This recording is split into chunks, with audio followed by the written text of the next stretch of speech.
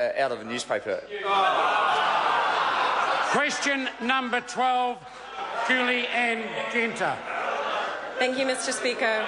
My question is to the Minister of Transport and asks, does he stand by his statement? Order.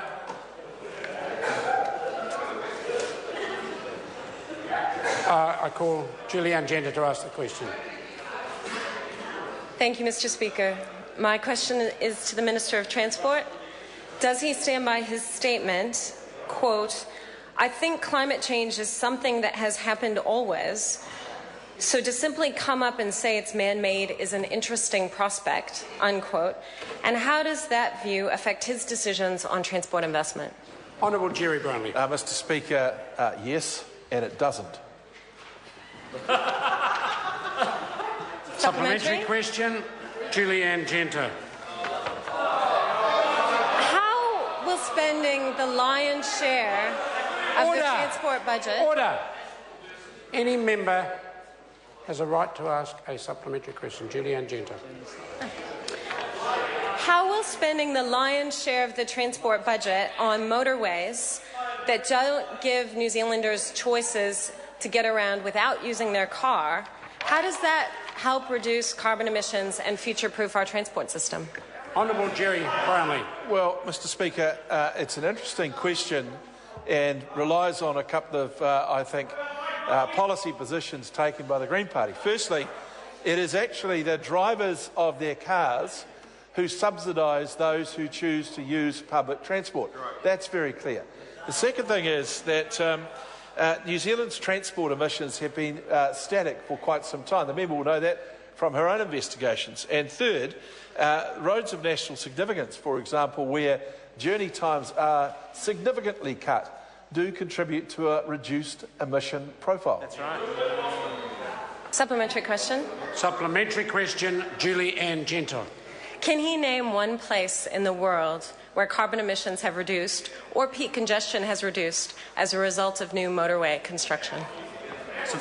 Honourable Jerry Brownlee. Mr. Speaker, as far as I know, I would be correct in saying, because there are no motorways there, the Antarctic.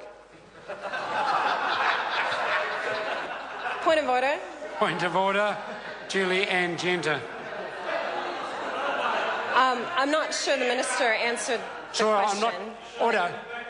Order, we have a point of order, which I want to hear in silence. What is the point of order? I'm not sure that the Minister answered the question. Perhaps he didn't hear it correctly. I invite the member to think about the question she asked. Name one place. And the member named one place. Well, the question was... I think he misheard, Mr. Speaker, with due respect. The Minister responded to one part of the question. The question's been addressed, I accept, not to your satisfaction. The way forward is further supplementary. Point of order. Right, Honourable Winston Peters. The point of order is that there are roads in Antarctic, and anybody that's been around knows that. Order. How come he doesn't know? Order. That is not a point of order. That's a matter of debate. Members can judge the adequacy of the answer, and so can the members of the public. I invite the member, if she has further supplementaries. Point of order, Mr. Speaker. Point of order, Julie Ann Genter. I seek leave to table this paper, The Fundamental Law of Road Congestion, a comprehensive review of U.S. cities, which shows that new motorway lanes don't reduce congestion or reduce emissions. They increase traffic. Order. Is the document freely available already to members on the website? It's from the American Economic Review, published in 2011. I want the member to answer my question. Is it freely available to members? It's behind a paywall. It's a journal article. I'll accept, therefore. We'll seek leave of sort to table that document. Is there any objection? There is none. It can be tabled. Supplementary? Supplementary question, Julie Ann Genter.